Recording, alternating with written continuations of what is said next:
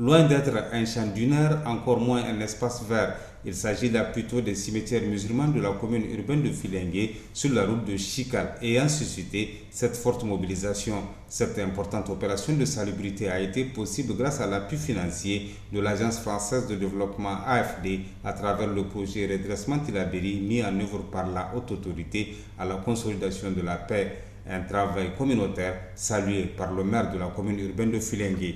Intervenant pour sa part, la directrice du partenariat et financement à la haute autorité à la consolidation de la paix a d'abord transmis aux populations les salutations du général de brigade Mahamadou Aboutarka, président de la HACP. Madame Soumana Zalika Abdoulaye s'est ensuite appesantie sur l'objectif poursuivi. Nous nous réjouissons vraiment des deux objectifs. L'atteinte du premier objectif qui est de mettre ensemble les forces de défense et de sécurité avec la population civile et cette récompense divine qui est vraiment salutaire du fait de cette salubrité sur les cimetières. En procédant au lancement de cette opération de salubrité, le préfet du département de Filengue a salué cette initiative louable. Morou Ibro a ensuite magnifié cette action qui vient renforcer les efforts du département et au-delà ceux du président de la République, chef de l'État, El Hadji Issouf Mahamadou, qui déploie d'importants moyens pour assurer la sécurité des populations où qu'elles se trouvent. La présente activité va nous permettre de renforcer le travail que nous avons entamé, qui consiste à rendre salubres les lieux publics, les cimetières essentiellement. Aujourd'hui, nous sommes au cimetière route Chikal pour continuer les travaux de salubrité que nous avons entamés depuis 2 semaines. Donc je tiens à remercier la haute autorité, le projet Redressement Tillabéri, pour avoir apporté cet appui à notre entité. La population, très satisfaite de ce geste, a réitéré sa disponibilité à œuvrer sans relâche afin que la paix règne sur notre pays, le Niger en général, et sur le département de Filengue en particulier.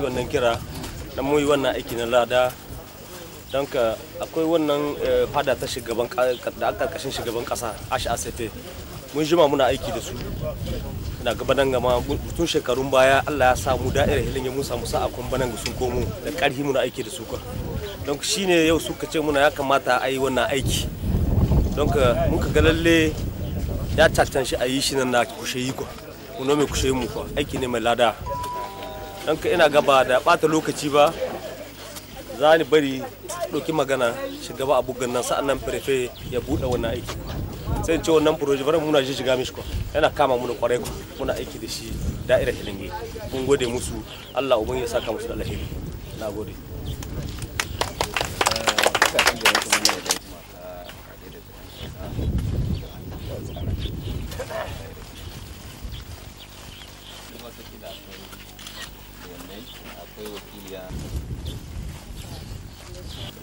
Et c'est le maire de la commune urbaine de Filengue, les responsables FDS, les responsables des services techniques et les honorables chefs coutumiers, les leaders religieux, chers participants à vos titres, grades et qualités. Donc nous sommes aujourd'hui réunis ce matin au cimetière musulman de la commune urbaine de Filengue pour faire une salubrité rentrant dans le cadre de la mise en œuvre d'un projet appelé Projet Redressement Tillabéri, qui est financé par l'Agence française de développement, dont la maîtrise d'ouvrage est assurée par la haute autorité à la consolidation de la paix. Donc, ce projet comporte 3 composantes. La première composante, qui cadre parfaitement avec les missions de la haute autorité, et qui est la cohésion sociale, sont des activités vraiment qui mettent ensemble la population civile et les forces de défense et de sécurité afin de renforcer les liens entre les communautés et créer une solide collaboration entre les forces de défense et de sécurité et la tour des autorités de ce département et de cette commune. Et nous nous réjouissons vraiment des 2 objectifs. L'atteinte du premier objectif qui est de mettre ensemble les forces de défense et de sécurité avec la population civile et cette récompense divine qui est vraiment salutaire du fait de cette salubrité sur les cimetières. Je vous remercie. To kun saurari wakiliya wadda ta zo da sunan babba kuma da wakilan gwamnati da wakilan meri da masu zakuwa saboda sunan sakushewu don mu yi musa da wani proje da ake ce ma redressement Tillabéri. Redressement Tillabéri ta tashi tsaye. Wannan proje Agence Française de Développement ita ta ba program 3 gare. Kamar kashi 3 an karba shi. Kashi dangantuwa an tsakanin communauté. Haute autorité ita ce kenan ga yin aikin da kanta.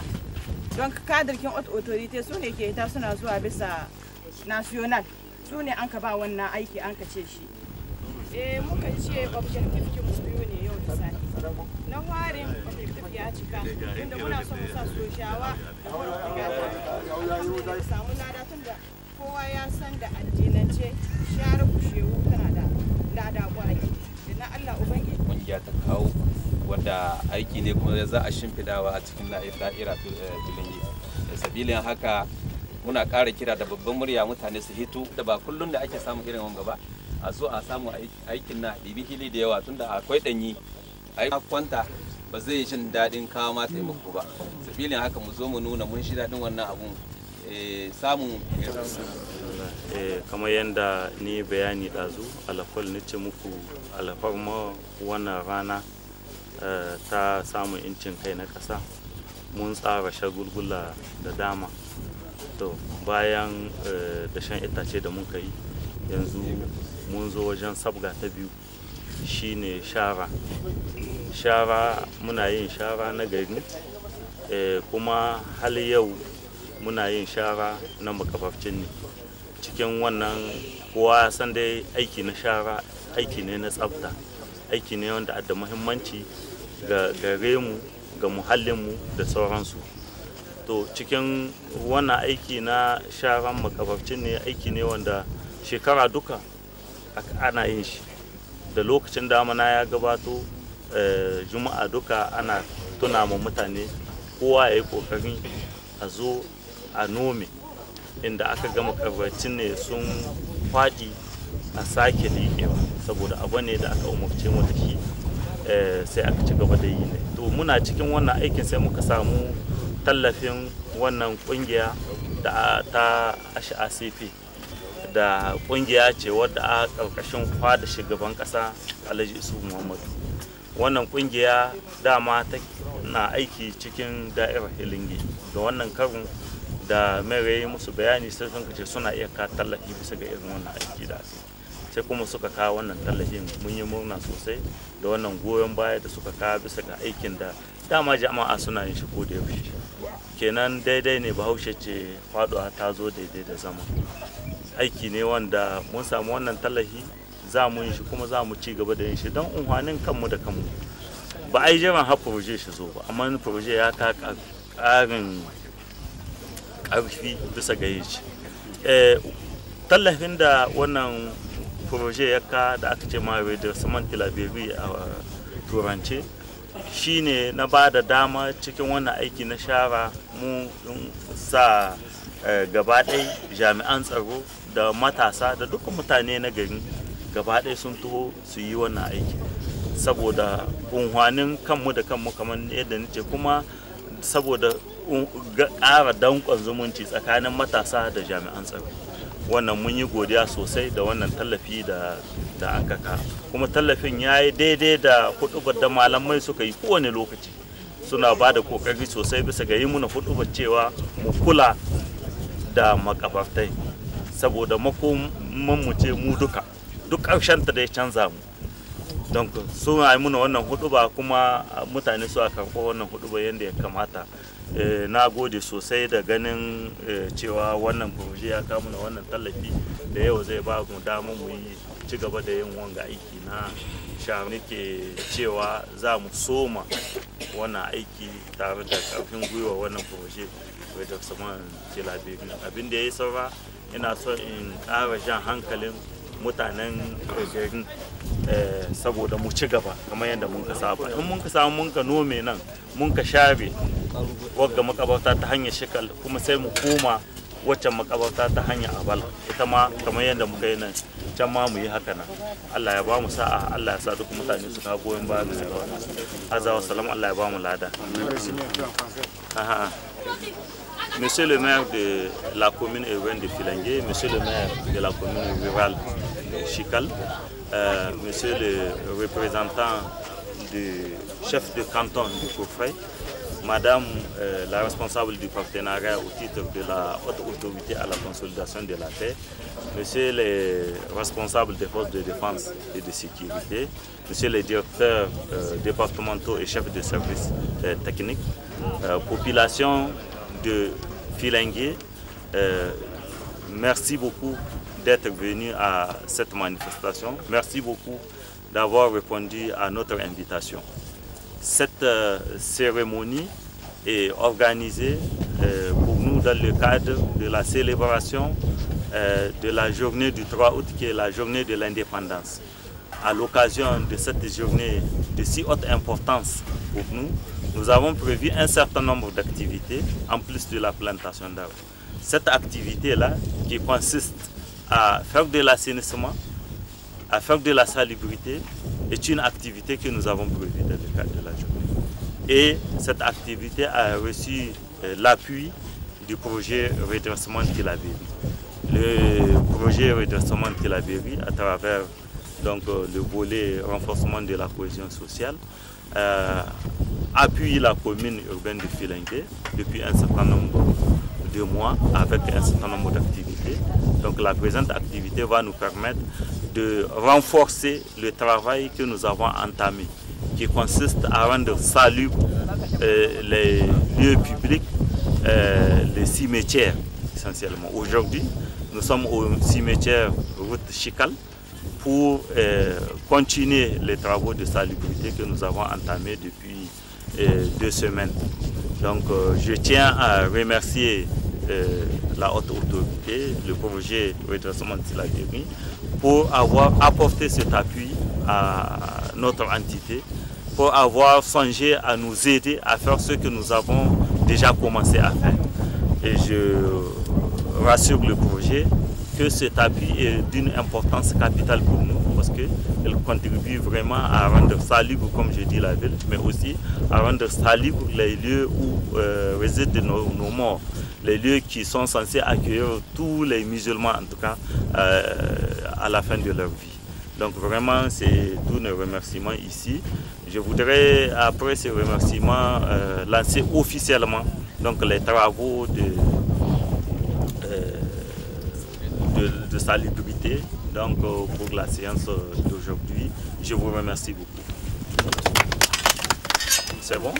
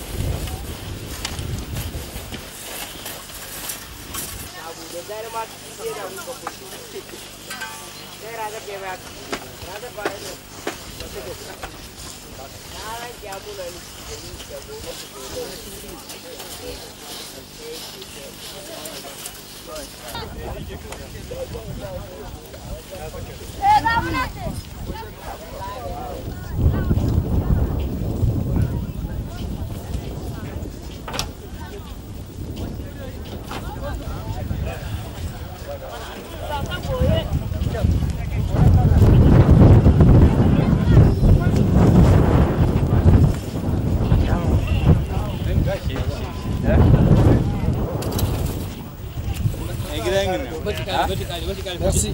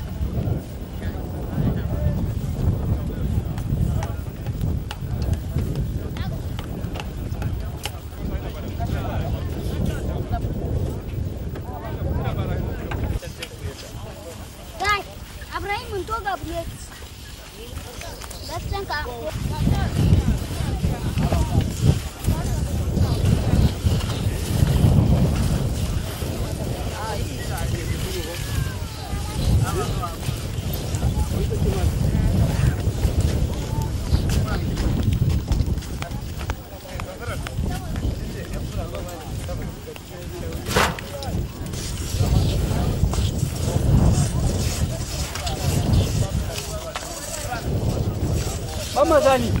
Cada um de vino.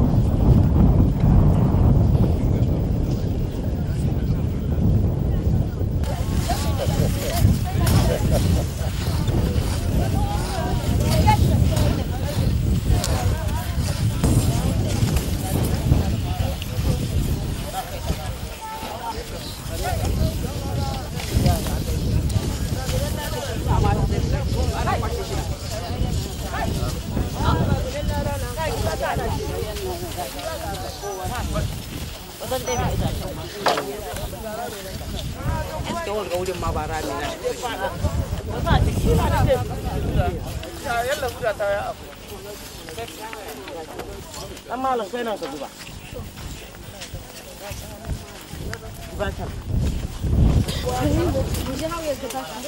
Da Allah wala dan ana kai ya ta kani dai. Da Allah da zuba na ga zai. Kai la dan dai. Lokacin da nomo hakan kana ke kai mu. Saura ta ruwa ke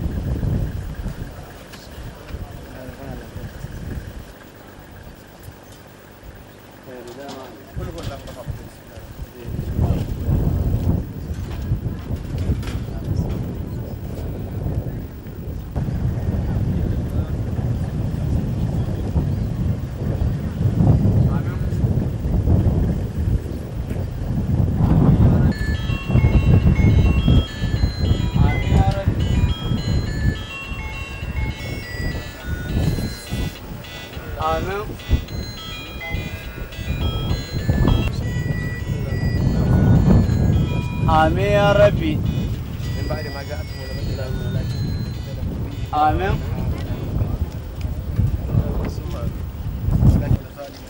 آمين.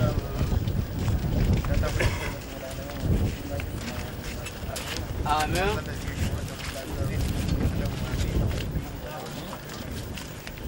آمين. آمين. آمين يا ربي.